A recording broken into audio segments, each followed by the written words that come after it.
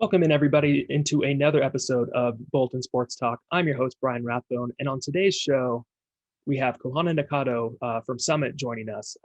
She's coming off a national title in the Javelin competition early this week in Eugene, and so we're just going to chat a little bit about that, what's next for her now that she's done at Summit and off to college. So anyway, enough for me. Let's talk to Kohana. No other high schooler throws a javelin further than my guest now, Kohana Nakato of Summit High, fresh off a national championship in javelin. Kohana, how are you feeling today after what I'm guessing was a pretty fun weekend for you?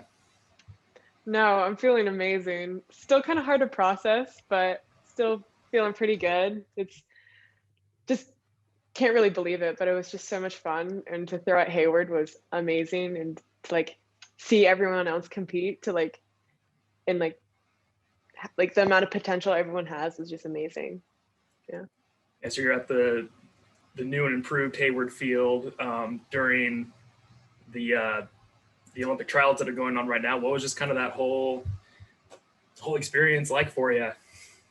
No, it was amazing. Just being in the stadium, I think it was after my first or second throw, I looked up and looked around this is so cool. It all just hit you, and it was the realization was just so amazing. And those amazing athletes were, and being on the same runway in the same field was just amazing.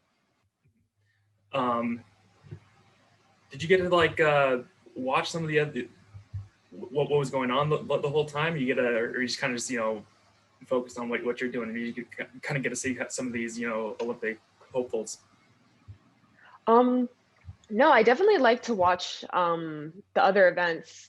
When we were throwing, the finals for the men's shot put was underway, and that was really awesome to see. And you saw all of them cheer each other on, and it was just, you got that energy from that event. And then we saw the finals for discus throwers, the winners of that go on the podium and be announced. So you got a lot of stuff going on around you, but you also get a lot of motivation from that as well. So you've had a successful career throwing the javelin for Summit. Your high school career now over. What were kind of your expectations for how you were kind of going to perform this weekend? Was this weekend kind of a surprise that you came out on top, or were you kind of expecting, you know what, I got this?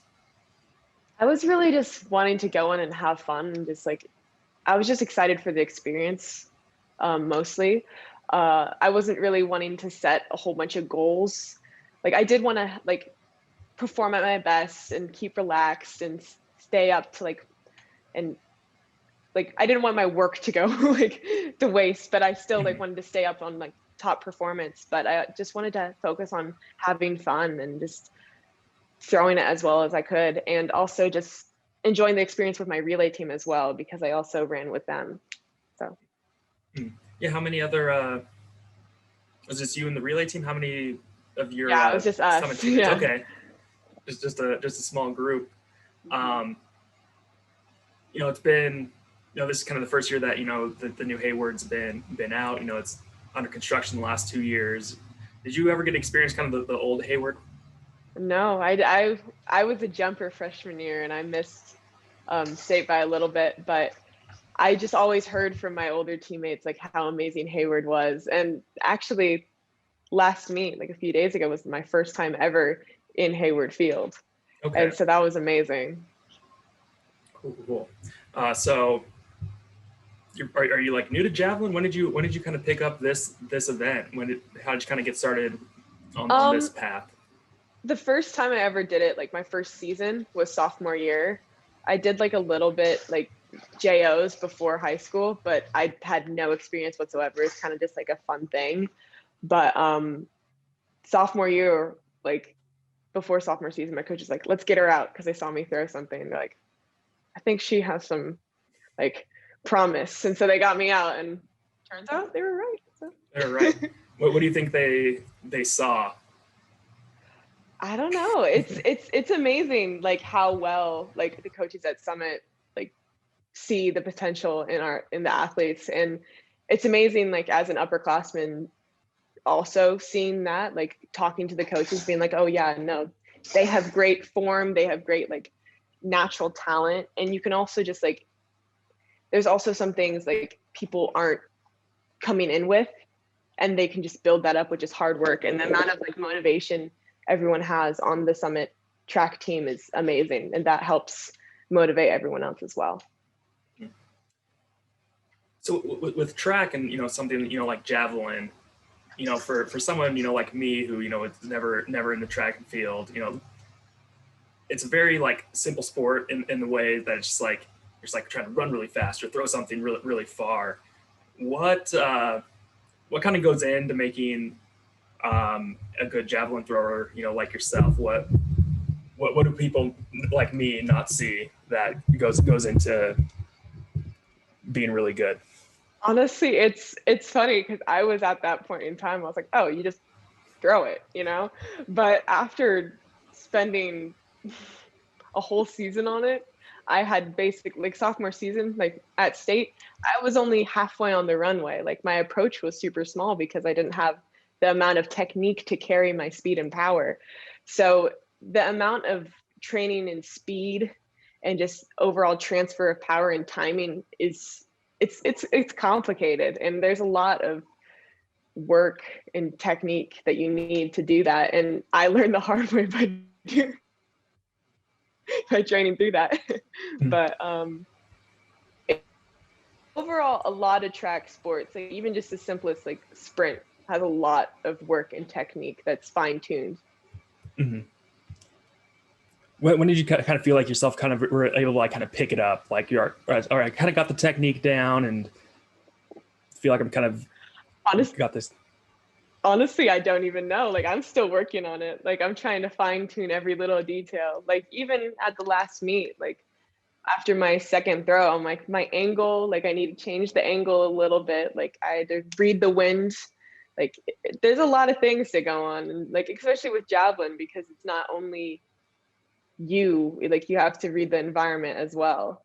So that's pretty cool to learn and know. But yeah, I don't have all the technique down myself, but I'm still learning as I'm going. So you do javelin. I know you were a long jumper as well. You're in the 100, racing the 100 and do relays. Do you have a favorite event, or which one kind of stands out to you the most, the one that you would most likely to, like, this is the one I want to do?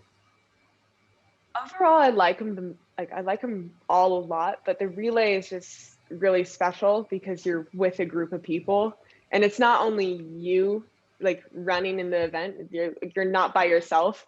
And I think that motivates me personally more to do better. And that's one of the most fun, because you're together before the race, you're getting pumped up, and then after the race you just feel good that you ran together and like you all did your best. So that's one of my favorites.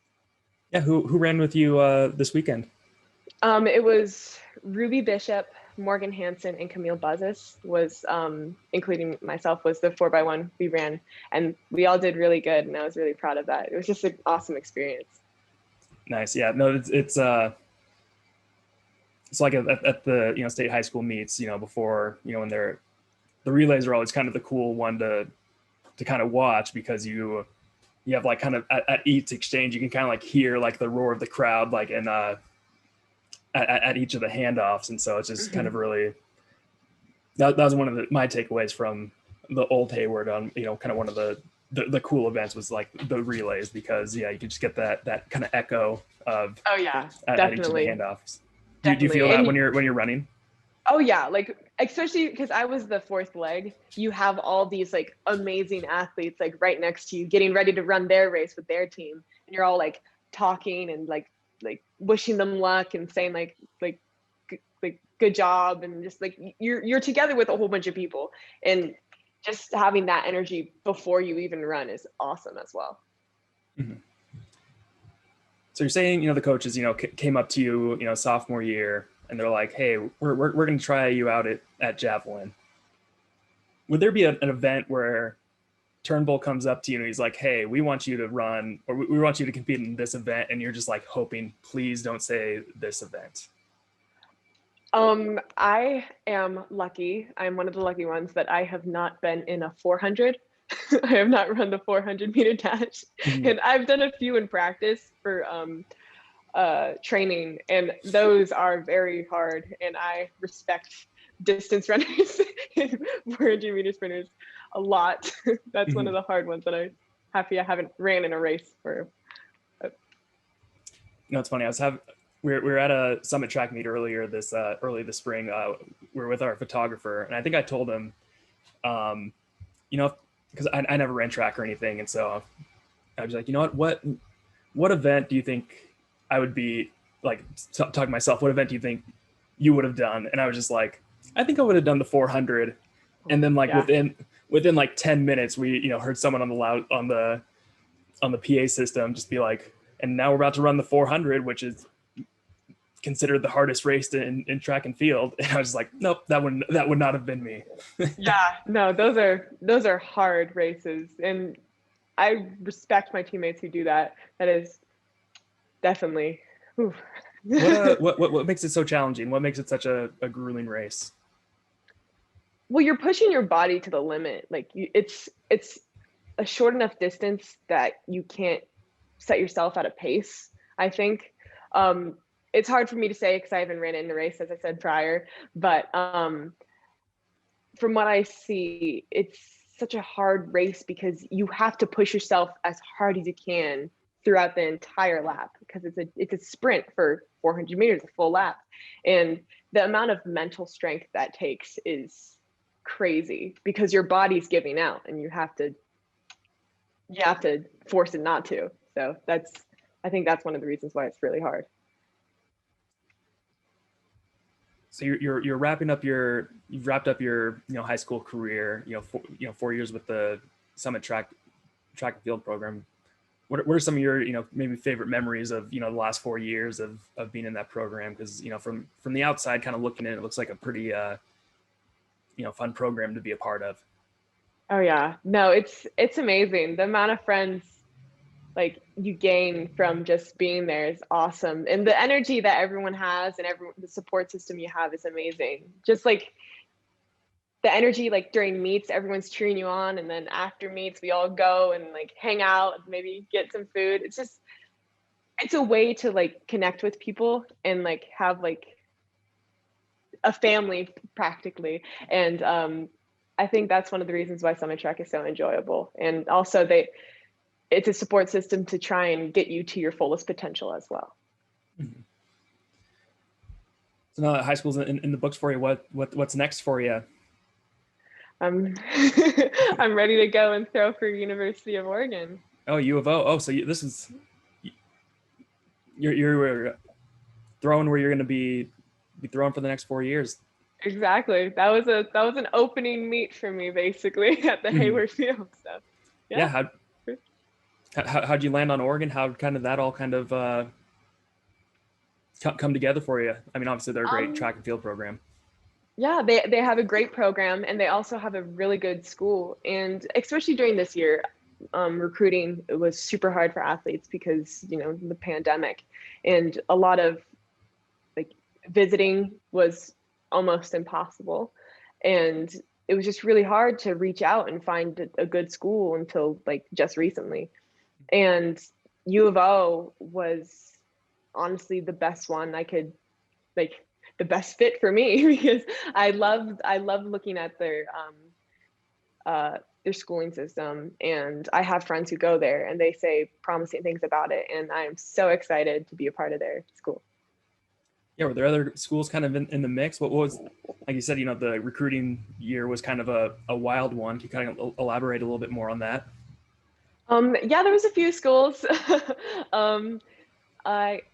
I got a few calls and like schools reaching out, but U of O was always like one of my like top schools because like I've always like heard great things, and the track program is amazing. Mm-hmm. But yeah, I had a few schools in the mix, but overall I'm proud with my choice for U of O, and I'm just happy I'm going and super excited. Yeah, it's like when they just like, hey, come join our track program, is like, okay, easy like, call for me. Yeah. Yeah. What are you planning on studying over there? As of right now, I'm thinking of majoring in economics, and also I'm really interested in their minor with sports marketing. Okay. And I think, and like I've heard great things about that as well. And I think that'd be pretty cool as a student athlete going into that. Yeah, and then got the whole name, image, and likeness. That passed today, going into college athletics at the exact right time. Yeah.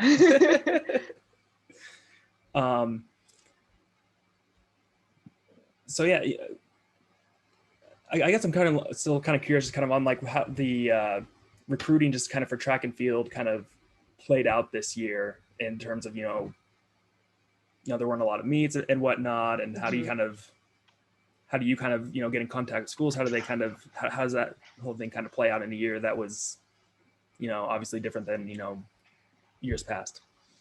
Yeah, it was really hard because it was mainly like I knew a lot of people who like had to reach out first because they didn't have marks that like would get them like an automatic consideration yet because they lost a whole year.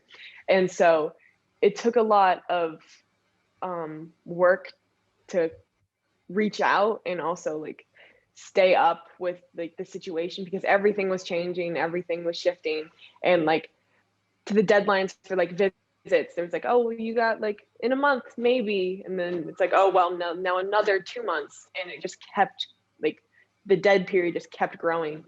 And I think like one of the most helpful things was social media, which was kind of crazy for recruiting, and that's how a lot of people like got in touch with colleges, I think as well. And that's how a few reached out to me. And I think just that helped. And also just being able to have a season this year was was lucky for us. And Summit being able to hold like those fall meets earlier was also really helpful.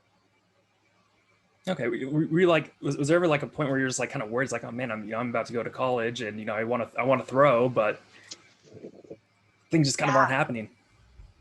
Honestly, yeah, it wasn't until those fall meets that I was like kind of like, oh, what's gonna happen? Because I like my last throw was from sophomore year, and that was like I knew I could like do better than that, but I had no place to prove it.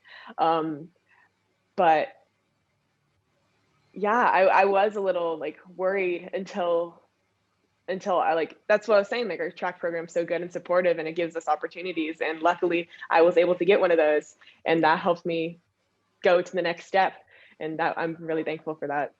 Yeah, how did Oregon reach out to you? Turnbull reached out to them. Okay. Coach Turnbull, he reached out to them and communicated about what was happening, and then I got their contact and talked, and we kind of just like, it was over a few months, I believe, and it was just really good just to hear about what they say, like, and like just like hearing about their student athletes and like the history behind University of Oregon track and field. And as I said before, I never got to experience the Hayward moment or the magic, but it was amazing that I finally did. That was so cool. Yeah, had some magic on the field as well. Yeah. Nothing like throwing the best javelin in the country. Yeah, that was amazing. Like when you let it go, did you just like, you know what, this is a great throw. This is gonna be a great throw. Honestly, it like I like you expect like when you throw something, you like feel like a whole bunch of power, but like those big throws just feel so smooth, and it kind of feels effortless almost. It just feels like everything worked together in that one moment, and everything just played out perfectly. And that's one of the best feelings in the world, because you're just relaxed and calm and everything just worked. And I take it that throw, you felt that just kind of effortless. Yeah. It was really good. Yeah. All right. Well, Kohana, thank you so much for joining, and congrats on a great end to your high school career, and look forward to following you at the University of Oregon and your continued track success. Thank you so much.